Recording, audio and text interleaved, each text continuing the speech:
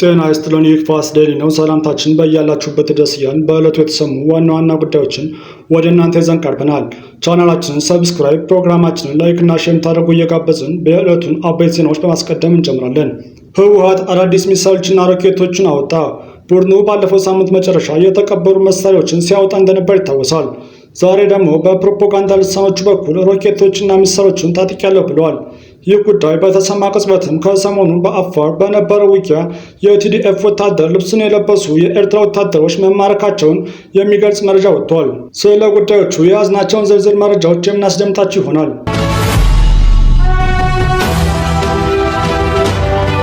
በሌላ በኩል ደግሞ ከሰሞኑም በኦሮሚያ ክልል በአርሲ ዞን በኦርቶዶክስ እምነት ተከታዮች ላይ ስለተፈጸመ ጥቃት አዲስ ነገር ተሰምቷል። በናይጄሪያ የክርስትና እምነት ተከታዮች ላይ በደረሰ ግድያ ምክንያት ጦር አዘምታለሁ ያሉት ትራምፕ በኢትዮጵያ በአርሲ ጭፍጨፋ ጉዳይ እጃቸውን እንዲያስገቡ መረር ያለ ጥያቄ እንደቀረበላቸው ለማወቅ ተችሏል። ጥያቄውን ማን አቀረበው? አብራችሁን ስትቆዩ የምታደምጡት ይሆናል። በሌላኛው ለአሁኑ በያዝንላችሁ መረጃ ደግሞ የቀድሞ የሰላም ሚኒስትር ዴኤታ አቶ ታዬ ደንደአ በፍርድ ቤት ቀርበው ነጻ ስለተባሉባቸው ሁለት ጉዳዮች የተሰማውን የምንነግራችሁ ይሆናል። እስከ ፍጻሜያችን አብሮነታችሁ አይለን እያል ወደ ዝርዝር መረጃው ተሻገርን። ህወሓት አዳዲስ ሚሳይሎችና ሮኬቶችን አወጣ። ቡድኑ ባለፈው ሳምንት መጨረሻ የተቀበሩ መሳሪያዎችን ሲያወጣ እንደነበር ይታወሳል። ዛሬ ደግሞ በፕሮፓጋንዳ ልሳኖቹ በኩል ሮኬቶችና ሚሳይሎችን ታጥቂያለሁ ብለዋል። ይህ በእንዲህ እንዳለ ከሰሞኑ በአፋር በነበረው ውጊያ የቲዲኤፍ ወታደሮችን ልብስ የለበሱ የኤርትራ ወታደሮች መማረካቸውን የሚገልጽ መረጃ ወጥቷል። ህወሓት የሻዕቢያ የአፋር ጥቃት አሁንም መነጋገሪያ ሆኗል። በዚህም ጥቃት ህወሓት እስካሁን 6 ቦታዎችን ተቆጣጥሮ እንደሚገኝ የታወቀ ሲሆን በተጨማሪም ቦታዎችን ለመቆጣጠር ወታደራዊ እንቅስቃሴዎችን እያደረገ እንደሚገኝ የአፋር ክልል ባለስልጣናት ተናግረዋል። በዚህ መሃል ነው የትግራይ ወታደሮች ወታደራዊ ልብስን የለበሱ የሻዕቢያ ወታደሮች ተማርከዋል የሚል መረጃ መውጣቱ ብዙዎቹን እያነጋገረ ይገኛል። መረጃው በገለልተኛ አካል ባይረጋገጥም በርካታ የማህበራዊ ሚዲያ ድረገጾች ግን የሻዕቢያ ወታደሮች የቲዲኤፍን ታጣቂዎች ልብስ እንደለበሱ መማረካቸውን በስፋት እየተዘገበ ነው። በዚህ ቀደም የሻዕቢያ ወታደሮች በስፋት በትግራይ ክልል እንደሚንቀሳቀሱ ሲዘገብ ቆይቷል። በተለይም አዲስ አበባ፣ መቀሌ እንዲሁም ተንቤ የሻዕቢያ ወታደሮች በስፋት እንደሚንቀሳቀሱ መረጃዎች ይጠቁማሉ። ይህን ክስ በተመለከተ ግን ከሻዕቢያ በኩል እስካሁን የተሰጠ ምላሽ የለም። በሌላ በኩል ህወሓት አዳዲስ ሮኬቶችና ሚሳይሎችን አሉኝ ሲል ወደ አደባባይ ይፋ አድርጓል። ዲጂታል ወያኔ የተሰኘው የህወሓት ልሳን በማህበራዊ ሚዲያ ላይ ባጋራው ተንቀሳቃሽ ምስል ይህንን ታጥቀናል ሲል የሚሳይልና የሮኬት ተንቀሳቃሽ ምስል አጋርቷል። ባለፈው ወር ነሐሴ በመቀሌ በተደረገ ስብሰባ ላይ ጀነራል ታደሰ ወረደ ድሮን ሮኬት ታጥቀናል ሲሉ መናገራቸውን ለመንግስት ቅርበት ያለው ሉዓላዊ ሚዲያ ምንጮች ዋቢ አድርጎ ዘግቦ ነበር። አሁን ታዲያ ቡድኑ ሮኬቶችን፣ ሚሳይሎችን አሉኝ የሚለውን መረጃ እያሰራጨ ይገኛል። በዚህም ተወንጫፊ መሳሪያዎችን ህወሓት ከግብጽ ያገኛቸው ሳይሆኑ እንዳልቀረ ተዘግቧል። በሌላ መረጃ የአርሲው ጭፍጨፋ ጉዳይ ነጩ ቤተ መንግስት መግባቱ ተሰማ። በናይጄሪያ ላይ ጦር አዘምታለሁ ያሉት ትራምፕ በኢትዮጵያ ጉዳይ እጃቸውን እንዲያስገቡ መረር ያለ ጥያቄ ቀርቦላቸዋል። የአሜሪካ አውሮራ ከተማ ምክር ቤት አባሉ የአርሲን ግድያ በተመለከተ ለፕሬዚዳንት ትራምፕ ደብዳቤ መጻፋቸውን አስታውቀዋል።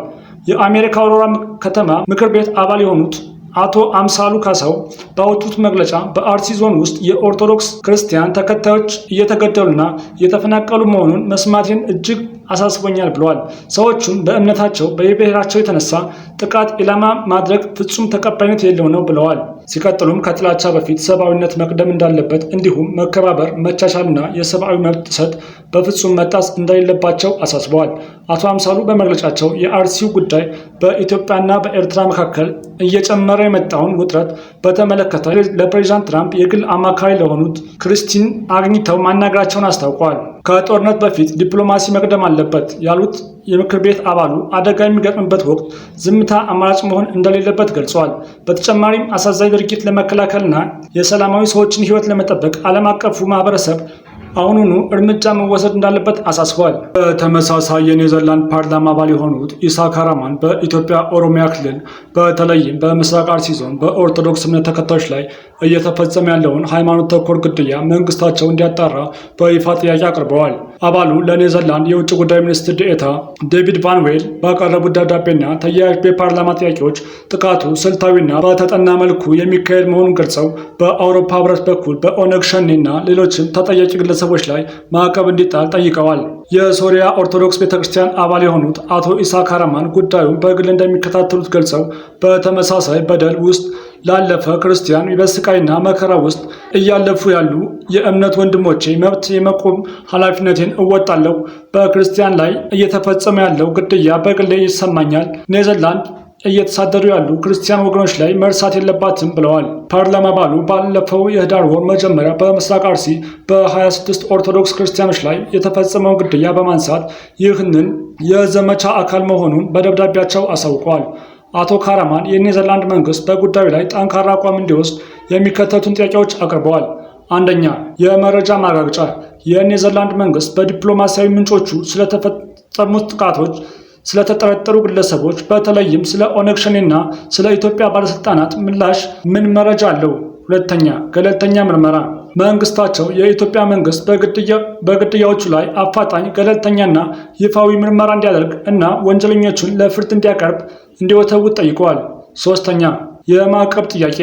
የኢትዮጵያ መንግስት ይህንን የማያደርግ ከሆነ ኔዘርላንድ በአውሮፓ ህብረት በኩል በዓለም አቀፉ የሰብአዊ መብት ማዕቀብ አገዛዝ ተጠያቂ የሆኑ ግለሰቦችና ኦነግ ሸኔን ጨምሮ ሌሎችም አካላት በማዕቀብ መቅጣት የሚቻልበትን መንገድ እንዲያጤን አሳስቧል።